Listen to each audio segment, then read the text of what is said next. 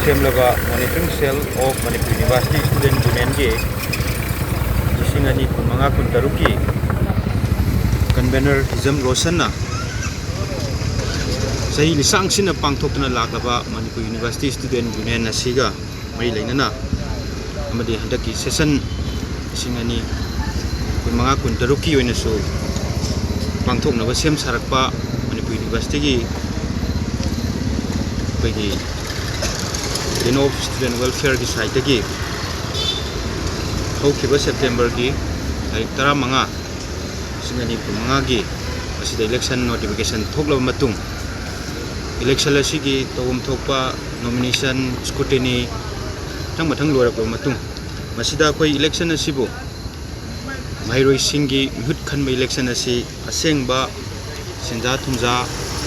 अहुम अथाव अहुम खाव अथुम येंदबा यामना मयेक सेंगबा university अमगी election असी पांथोक्नबगीदमक्ता महरोई loop निपाना सेमजबा कोई मॉनिटरिंग सेल अमा कोई हौखिबा सेप्टेम्बर की तारीख 19 2015 दा सेमलब मतुंग नुमित असिदा कोई प्रेस रिलीज अमा कोई मियामना थमजगी कोई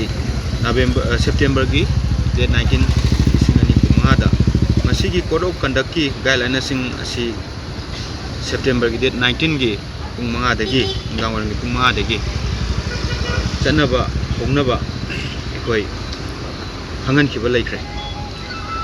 मधुगी मतुंगदा कोई मॉनिटरिंग सेना यूनिवर्सिटी दा कोई कोड ऑफ कंडक्ट असी कायना चथबा क्या थेंगरकपदगी मॉनिटरिंग सेल की थौमी सिंगना यूनिवर्सिटी मनुंगदा कोइना चतुना कोई यंगसनबा हौरे मधुगी मतुंगदगी अमुक कोई मपान यूनिवर्सिटी की कैंपस मनुंगदसु कोई मॉनिटरिंग सेल की टीम नसु कोई कुमना यंगसनबा मधुदा कोई मनुंग मपान अनीदा कोई इलेक्शन असिदा कोड ऑफ कंडक्ट असिदा पीरिबा गाइडलाइन सिंग मसिंग नाक्तना चतपथिने मसिदा यूनिवर्सिटी कैंपस मनुंगदा कोई कोड ऑफ कंडक्ट कोई मॉनिटरिंग सेना लौथोपदा कोड ऑफ कंडक्ट यावरिबा पॉइंट्सिंग असिदा कोई मणिपुर यूनिवर्सिटी कैंपस मनुंगदा कोई डिपार्टमेंट अममदा A3 साइज की कोई सक्ता कार्ड हाइटारे जे मसि नपगे याबस पीबने मसिदगी हेना नपके आमा कोई मॉनिटरिंग सेन की कोई टीमना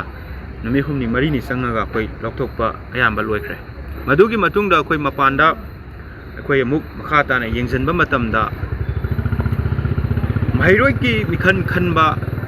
महरोई सिंगना लेप्सगदौबा मही मसिंग तमिंगै मतमदा ममा मपा की मरुम थुंगना लेरकांदा मही मसिंग तमना तमजरीगे मतमदा सेंजा थुमजागी महाव म खंगनबगीदमक्ता कोई मुसु इलेक्शन थेंगनगदौबा कैंडिडेट खराना तौरप थौंग अमा कोई थेंगजरे मसी महरोई सिंगिबो अरानबा लंबीदा पुसनबा महरोई सिंगी मायोक्ता लैबा असिगुम थबक असे मसी मुसु इलेक्शन दा थोपीरिबा कैंडिडेट खुदिमंगना मसी तौरोइदबनी मसी तौरगसु लैरिबा सि ngasi हाइबा नुमित हौजिकदगी मसी हंतोकदौबनी मसी छात्र खुनाइदा महरोई सिंगदा फत्तब लंबीदा सेंजा थुमजागी लंबीदा पुसनबनी हाइना खुने लौगनी मदुगा मपानदा हाइरिबा कैंडिडेट सिंगी केम तौगनी हाइदना अमदी केम तौनबा लाकपा मतमदा केम तौहलिबा अखोगी युंबु हाइबदी अथॉरिटी मफमदुगी हल्लमन लेकाइदुगी कोई हल्लमन सिंह अमदी युंबु सिंगनसु मसी खंगबिगदबने मसी मुसु इलेक्शन हाइबसी यामना तंगाई फदबा मियामगी खुनाइगी महरोई सिंगी मिखन खनबदा यामना कोई सेंजा थुमजागा मरी लेनबा अखोगी पैसाना महरोई सिंग लेरगांदा अखोई गेम मनुंग पुसलकांदा थम्मकांदा इलेक्शन महरोई सिंग इलेक्शन मिखलसिदा पुथोगा इलेक्शन थादगनेना खललिबा अमदी तौलिबासे मसी खुदक्ता लेपनबा मसी सिनबिगदौने अमदी इलेक्शन थेंगनगदरिबा कैंडिडेट सिंगनसु मसी खुदक्ता लेपकदौने मसीगी मायोक्ता कईगुम लेरगदि मसी छात्र सिंगी मायोक्ता मसी अखोइना छात्र सिंगबु सिंगनबा छात्र सिंगबु अखोइ अरानबा लंबीदा पुसनबनी हाइना अखोइना लौगनी मसीगुम थवोंग असिना यूनिवर्सिटी की मुसु इलेक्शन कुमंगा कुन कोई लिसिंग अनि कुमंगा कुन तरुकी मिखल असिदा कोई यामना अखोई पैसाना लैबा याबा इलेक्शन अमा उहन्नबा थौरांगलिबा से मसी लेपना ख्वाइदगी फब खोंथांग अमा ओइगनी मसीगुम इलेक्शन असिदी अखोई लेकाई केंद्र की करप्शन हारबा कोई वोट अमगी राइट लुपा लिसिंग अमनी याबगी मफमदुदा तौगदब थबक अदो मसी मणिपुर यूनिवर्सिटी स्टूडेंट यूनियन की इलेक्शन द पुसलकपसे मसी अखोई माइरोइसिंगी ख्वाइदगी कोई फद्रब लंबी द पुसनबा कैंडिडेट सिंग असी अखोई मियामदा अमदी माइरोइसिंगी मफमदा अखोई लाउथरोय हाइनिंगाय लेते मदुना अखोई मसीगुम थबक असे मसी खुदकता लेपत्रगदी कोई मॉनिटरिंग सेनसु सब चाना थेंगनगनी हाइबसी आई सुमाइना थमजगे मखा ताबदो कोई मॉनिटरिंग सेल की कोई थोमीसिंगना मखा ताना मु थंबिनबा मिंग मैंगोम सुमोचन मेते मॉनिटरिंग सेल्स की मेंबर ओइना लेजबनी अखोई कन्वेनर ना याम बा लोइन थमग्रे सप्लीमेंट दा अखोई की Manipur university student union election सिगी मागी मसक सी ngsidingi sahi thari mamangdagi horakanda koi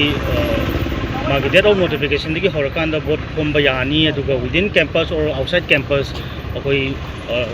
camp tauba aduga chau chauba tea party aduga koi chau chauba chak tauba program sing si koi tauba yadaba haidana masigi koi yamna phajaba machatnama koi manipur sida koi lamdam sidagi hogjarakpa अखोई लेहाउसीदी हौजरक्पा दुगुम्बा ओय look ma'am याम कन्न struggle तौरकान मसीगी फजब मचटनमा सेमकनबा कोई होनरजरखुनी दु unfortunately कोई हंदक चहीगी 2025-26 की मुसु election सिददी मसीगी मचटसिगी वांगमदा यामना अखोई expect तौदब हाइबा तारे expect तौदब दुगुम्बा यामना फजदब कनोमा कोई आउटसाइड कैंपस कोई यामना अचौबा केम तौरक्पा दुगा पिकअप तौरकान मफमदो थमगा बोट थादनबा मानबगी थौंग मैम अमा तौरक्पसी मसी अखोई महिरोइसिंगी अदुगा मणिपुर यूनिवर्सिटी स्टूडेंट्स मयामगी ख्वाइदगी लाइबक थीबनी हाइदना खली अदुना अखोई वार्निंग ओइना अंगसु साइ कन्वेनर थंगिबदुगी मखादा थमजरी मधुगु मैम दोब तौबिगनो चुमना महिरोइ मैम की वेलफेयर की दमकता अखोई बोसी कंटेस्ट तौबियु नतना अखोई यामना महिरोइ की स्टूडेंट यूनियन इलेक्शन मानदब मओम के अरेंजमेंट तौरगा इलेक्शन तौरपसिना मसिना सुम कंटिन्यू तौरप तारगदि अखोई मणिपुर यूनिवर्सिटी स्टूडेंट यूनियन की इलेक्शन हाइसे मसी फ्री फेयर ओइदबदु मफियोमा कोई लाप तारगदि अखोई यूनिवर्सिटी सी याम फिल्म चारोय अदुना सुगुम्बा सी अमु मखाताना तौदबा अदुगा हुजिक अखोइना एज फॉर इंफॉर्मेशन अखोइना फंगिबा तारिबा मयामसिना अखोई चुम्बोय बतारगदि अखोई मसिगुम मयामसे सुंदोक तौगनो अदुगा तौबिगनो अदुगा मसिगी कैंडिडेट सिंगनसु मसी महिरोइ मयामगी इंटेंशन से खंगना अदुगुम्बा तौहोइदबा तौदबा मयामदो